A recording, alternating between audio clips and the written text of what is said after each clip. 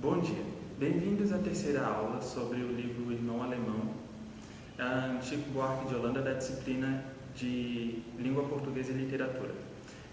Hoje a gente vai começar retomando um pouco da outra aula, que foi mais ou menos sobre a biografia do Chico e o contexto em que o livro se passa e como ele escreveu e as inspirações e outras coisas. E hoje a gente vai procurar falar sobre a questão da biografia e a ficção que tem dentro do livro e também a questão das noções de autoria e sobre narração e narrativa.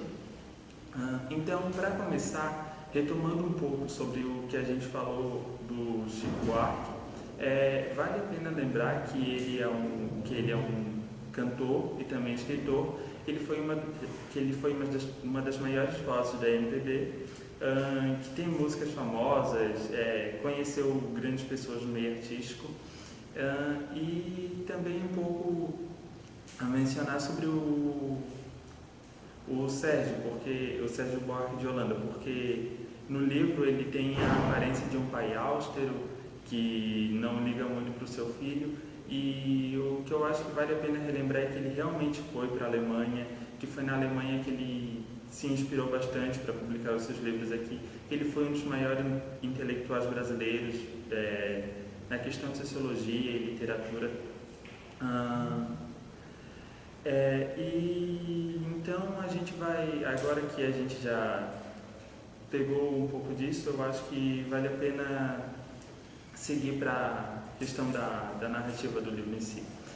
O livro ele mistura bastante a questão da biografia do próprio Chico com uma invenção, com uma procura que ele busca por esse irmão alemão, e o livro vai nessa imaginação. Algumas coisas que eu acho importante a gente estabelecer aqui, algumas diferenças, da questão do que realmente se passou, assim, daquilo que não aconteceu, porque pode causar um pouco de dúvida, principalmente na hora que for prestar o vestibular e tal. Então, para começar assim, de semelhança, o que nós temos? Nós temos o pai chamado Sérgio, o irmão dele também chamado Sérgio no livro, a criação na cidade, a busca pelo irmão quando adulto, isso também acontece. E o próprio nome dele, o Francisco, se mantém dentro do livro, o que faz com que a gente pense que realmente possa ter acontecido com ele. Principalmente quando ele começa a falar da adolescência e depois ele passa para a vida adulta, e daí ele vai falando que ele deu aula, e é uma coisa que durante a leitura é possível de imaginar que ele realmente possa ter dado aula algum dia, embora ele tenha sido um grande cantor. Das diferenças, algumas diferenças assim que acontecem dentro do livro, é que no livro ele só tem um irmão, o Domingos ou Mimo, que é o filho preferido do Sérgio Buarque de Holanda dentro do livro. O sobrenome também altera, porque é uma coisa que ele pegou das cartas que vieram da Alemanha. Na vida, assim, ele teve 7 irmãos, o Sérgio foi pai de 7 crianças. A mãe não era realmente uma italiana, e a descoberta do irmão, ao contrário do que se passa no livro, que é quando ele está lendo um outro livro em inglês e em meio a papéis e outras coisas ele encontra a carta. A carta veio posteriormente, foi descoberta da mãe dele, e ele ficou sabendo desse irmão alemão aos 22 anos na casa do Manuel Bandeira, numa conversa do Tom Jobim com Vinícius, algo que ele cita ali no meio do livro, mas em primeiro plano aparece a carta.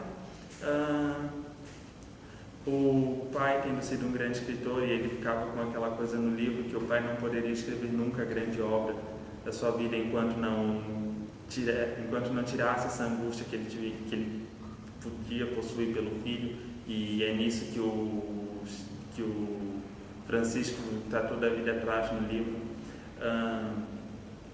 O Chico também fala que se ele não fosse cantor, ele seria professor. Então é outra coisa que a gente pode ver que inspirou, que pegou da vida dele, que passou para a ficção.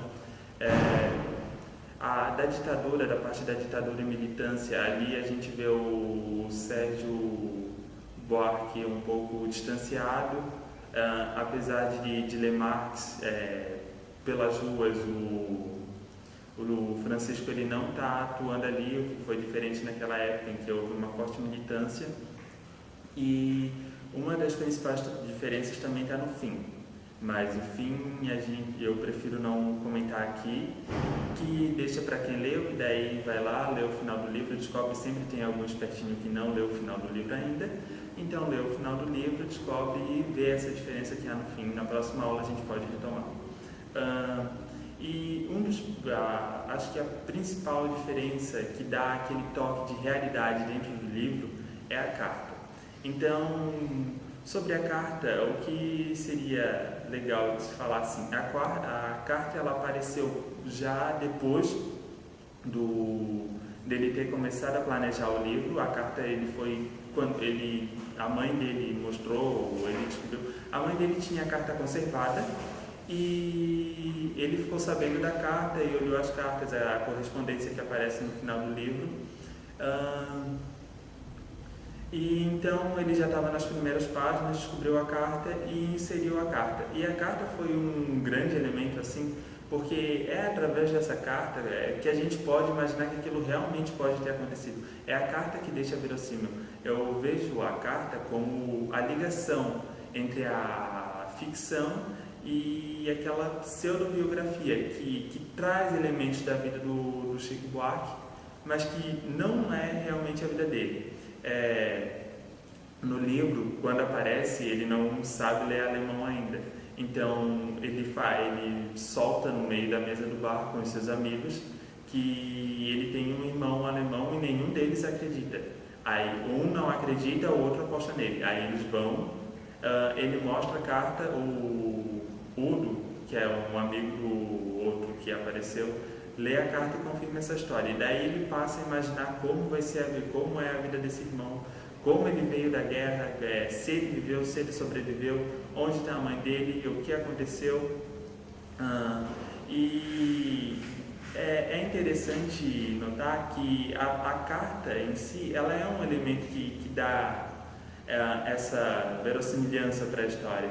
Porque se a gente pegar outros exemplos da literatura, a gente pode ver em Amor de Perdição, num livro do Camilo Castelo Branco, da segunda geração do romantismo português, em que ele usa da sua biografia, ele vai falar a sua história de amor proibido, mas ele se espelha nas cartas do tio, e daí ele usa como fonte de história o tio, para não mostrar que aquilo aconteceu com ele, como se tivesse desligado assim.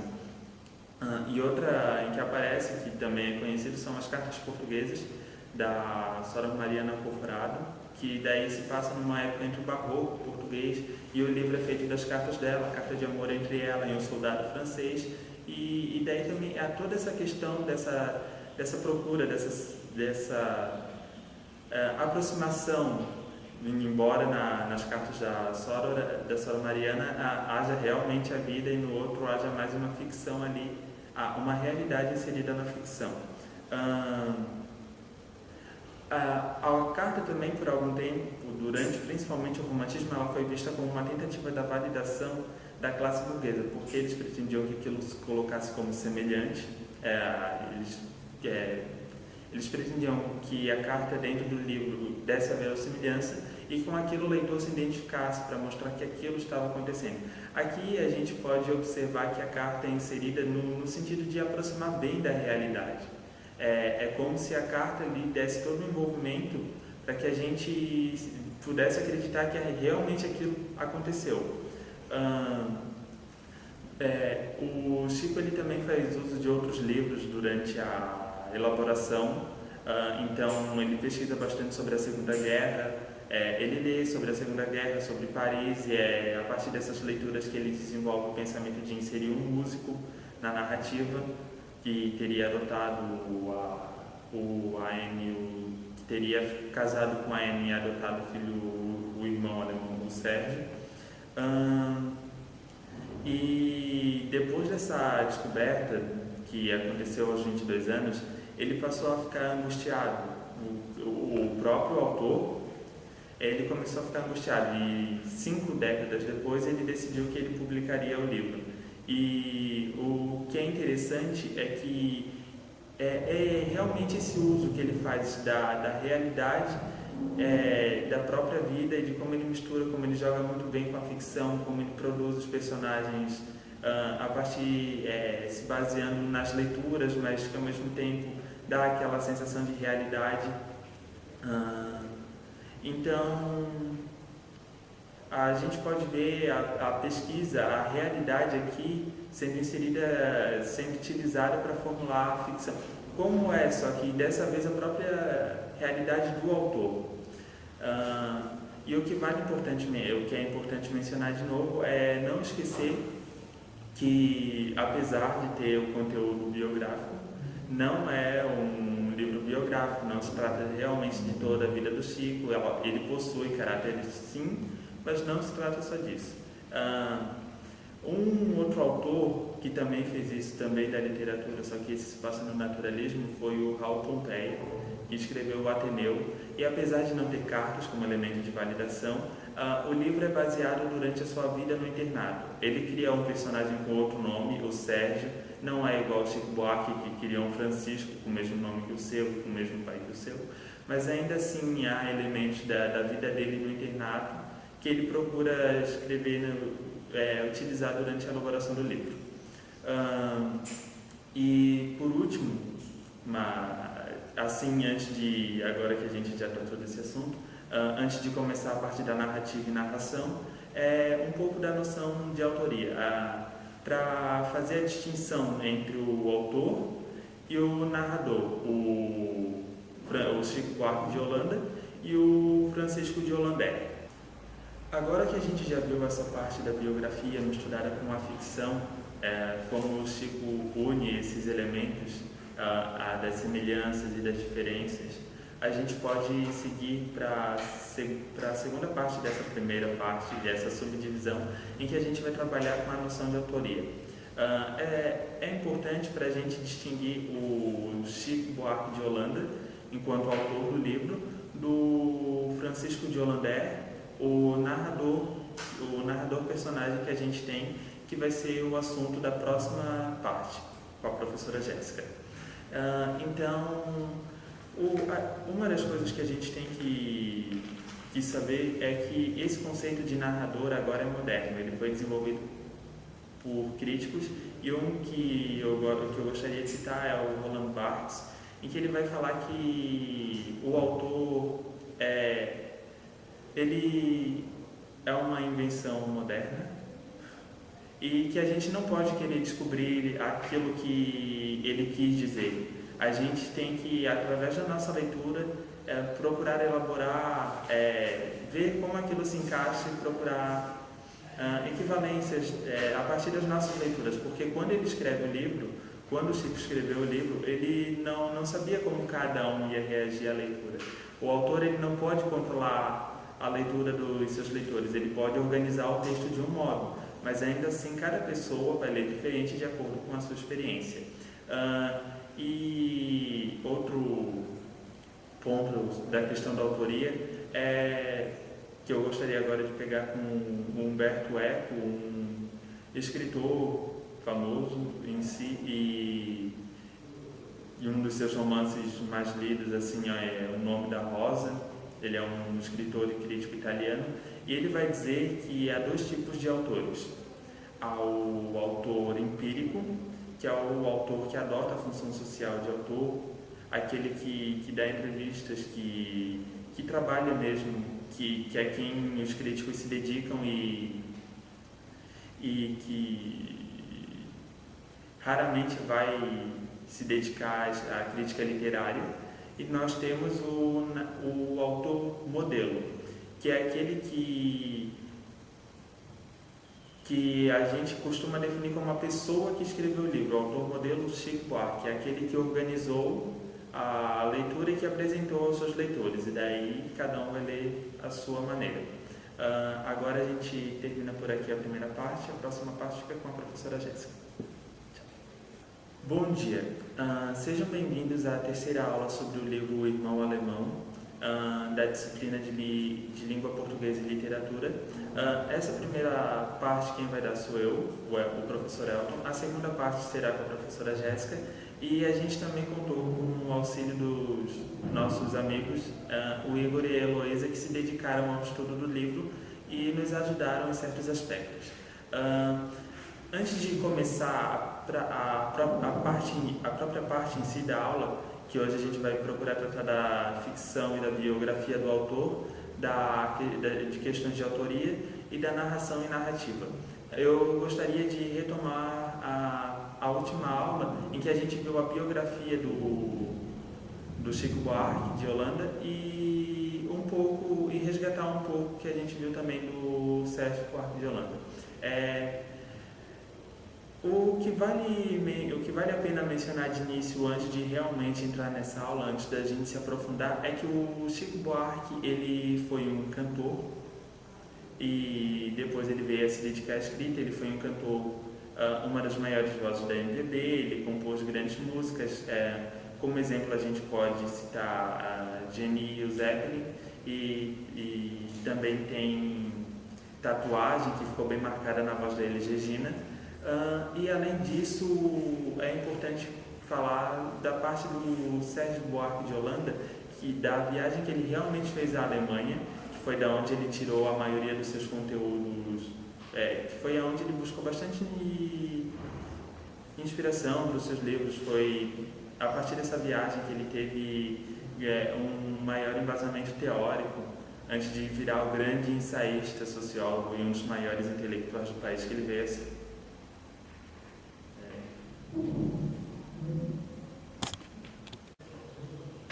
Olá, bem-vindos à segunda parte da terceira aula de Língua Portuguesa e Literaturas sobre o livro Irmão Alemão, obra de Chico Buarque de Holanda. Na primeira parte dessa aula, o professor Elton abordou as questões de autoria e biografia. E agora vamos às partes de narração e narrativa.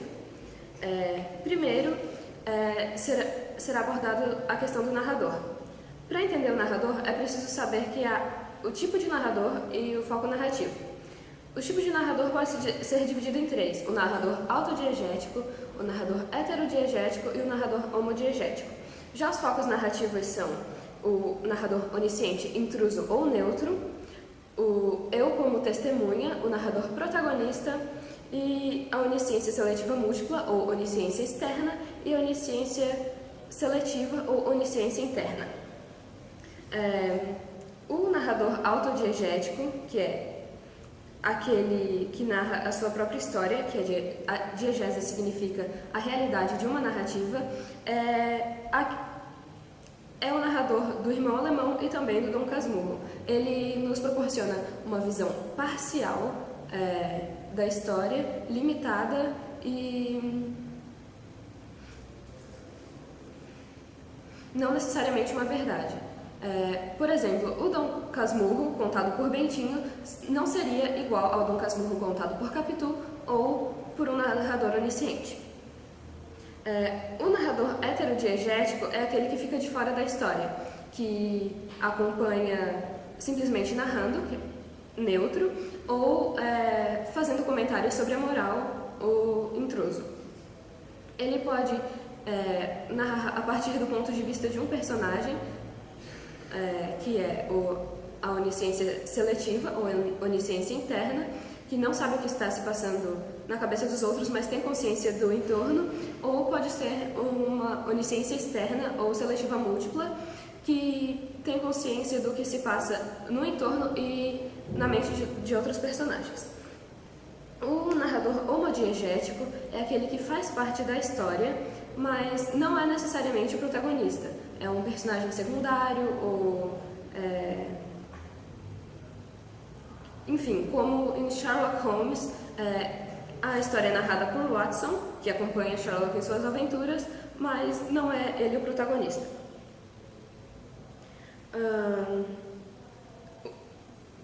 No narrador homodiegético, o foco narrativo é o eu como testemunho. Já no começo do Irmão Alemão, pode-se perceber que o narrador é o autodiegético, porque ele se utiliza do pronome eu, de verbos e outros pronomes que confirmam a sua personalidade. Então, já na página 8 podemos ver isso. Asa de inseto, nota de 10.000 réis, cartão de visita, recorte de jornal, papelzinho com garranchos, recibo de farmácia, bula de sonífero, de sedativo, de analgésico, de antigripal, de composto de alcachofra, há de tudo ali dentro. E cinzas, sacudir um livro de meu pai é como soprar um cinzeiro. Dessa vez eu vinha lendo O Ramo de Ouro, numa edição inglesa de 1922, e ao virar a página 35 dei com uma carta endereçada a Sérgio de Hollander, Rua Maria Angélica, 39, Rio de Janeiro, Sudamérica, tendo como remetente Anne Ernest, Fasanerstrasse 22, Berlim. Então, aqui temos o pronome eu, o pronome meu, o verbo lendo, todos eles indicando a primeira pessoa que narra e que narra a história e narra a si mesmo. Numa narrativa como essa, que se inspira em fatos biográficos, que não tem fatos mágicos, misteriosos, maravilhosos, é preciso fazer uma distinção entre a narrativa histórica e a narrativa ficcional. A principal distinção é o tempo, a cronologia. Na narrativa histórica, os historiadores geralmente optam por manter uma cronologia linear, porque buscam uma representação mais aproximada possível da realidade. Já na narrativa ficcional, essa cronologia pode acontecer, mas ela não é limitadora. O autor pode se usar de anacronismos como bem entender, acrescentando fatos anteriores ou posteriores, ou, como no caso do Irmão Alemão, além de acrescentar fatos anteriores e posteriores, se utilizar do tempo da imaginação, das condições de possibilidade, através dos verbos como ia, seria, poderia. E também nas narrativas ficcionais, o narrador geralmente opta por figuras de duração para estender ou reduzir o tempo de determinada ação, de acordo com a sua intenção e com o que mais se aproxima da subjetividade do protagonista. Na página 182, temos um exemplo do anacronismo dos fatos. O professor Hollander é uma besta. Por mais desprezíveis que fossem meus leitores, eu reduziria suas considerações ipsis literis e não me furtava a um diálogo democrático. Aconselho-lhe a leitura de Machado de Assis, meu estimado e letrado Sr. J.B. Aconselho-lhe a puta que pariu, Sr. Professor Hollander. No princípio, eu próprio me endereçava aos textos, tomando por modelo as escrevinhações do meu irmão em seus cadernos escolares. Depois comecei a receber redações de leitores no português ainda mais indigno, que por pouco não me levaram a abandonar o abnegado ofício. Corrigia-os com certa impaciência, que muita vez suscitava respostas malcriadas, sucedidas por comentários mordazes de terceiros, mas no frigir dos ovos éramos sempre os mesmos membros de uma comunidade restrita. Até que um veterano jornalista da Gazeta, em nota de um hebdomadário de grande circulação, publicou que o nome de meu saudoso pai vinha sendo conspurcado num blog de gramática oportunista e pedante. A partir daí, conforme vaticinou Ana Tércia, multiplicaram-se meus seguidores, exacerbou-se a troca de insultos, conquistei cada vez mais anunciantes e cheguei a fazer um pé de meia. Eu havia procurado a doutora Ana Tércia depois do falecimento de mamãe, quando caducou a pensão de meu pai e vivi em apuros. Ter os livros como ocupação exclusiva tornar-se-ia inviável, e eu, em tese, precisaria me desfazer do meu patrimônio para poder usufruí-lo. No limite seria como, a fim de salvar do naufrágio uma biblioteca flutuante, lançar ao mar os livros mesmos que davam sentido à minha viagem. Então, nessa parte, primeiro o narrador fala da situação das suas aulas online, da sua profissão como gramático, que antes ele trabalhava numa escola, num cursinho, e depois que ele mostra como isso aconteceu, porque ele precisava de dinheiro depois da morte da mãe e do pai. Já na página 85, temos um exemplo do tempo da imaginação, do tempo do ser. Já é noite quando termina o Entre e Sai, e a música que agora emana da casa dos Beauregard parece entorpecer a vizinhança, o bairro de Pinheiros, a cidade inteira. Só me mantenho alerta, empertigado na bandeira do piano Erard, em frente ao graveur do professor, que me encara e ergue as sobrancelhas. Compreendo que me convida a acompanhá-lo numa valsa de Schubert a 4 mãos, mas corro os olhos pelo teclado, não sei nem onde fica a nota dó. Ainda bem que Anne me abraça pelas costas e, vestindo, feito luvas suas mãos nas minhas, me induz a copiar os dedilhados do marido. É igual a uma mãe, que ensina a criança a nadar sem aviso me solta, mantendo suas mãos por perto só para me dar confiança. Nesse trecho, onde o Francisco, personagem, estava acampado na mureta próxima à casa dos Beauregard, simplesmente se interrompe o tempo dos fatos narrativos e se introduz sutilmente o tempo da imaginação. Ele começa a sonhar, mas só depois do sonho você consegue perceber que não era a realidade. Para reproduzir as condições temporais desejadas, o autor se utiliza dos tempos de discurso. Vamos aqui focar no tempo linguístico ou verbal e no tempo da história do discurso. Esse tempo verbal é aquele que se dá através da conjugação verbal e que, mesmo que no passado ou no futuro, sempre gira em torno de um eixo do presente, porque é sempre uma relação de anterioridade ou posterioridade que se dá em relação ao tempo da narrativa.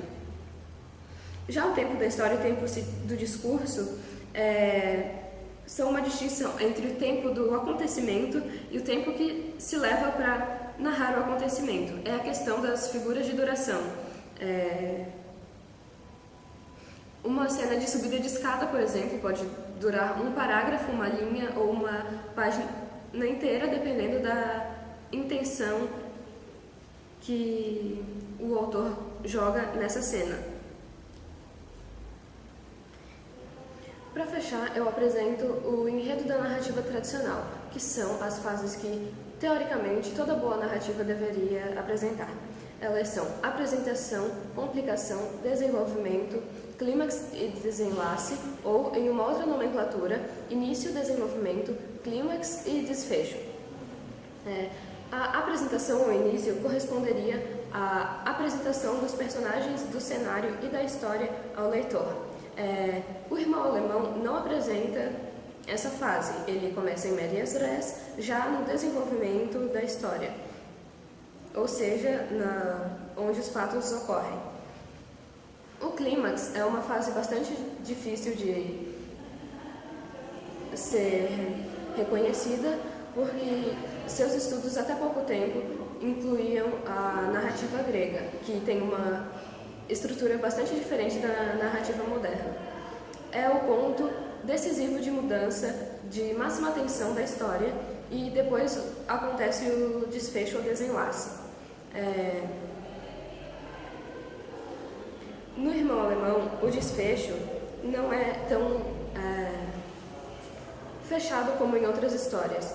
Acontece a viagem de Francisco à Alemanha, ele acaba ouvindo a voz de seu irmão no rádio e acaba descobrindo que ele era um cantor e ator, vai até o estúdio onde ele gravava e a história termina no meio da viagem, sem viveram felizes para sempre, que seria a norma de uma narrativa de contos de fadas, uma narrativa padrão. Mesmo o Irmão Alemão não sendo uma narrativa tradicional, não significa que a obra tenha menos valor. Terminada a apresentação dos principais aspectos da narração e da narrativa, terminamos a nossa terceira aula de Língua Portuguesa e Literatura Brasileira.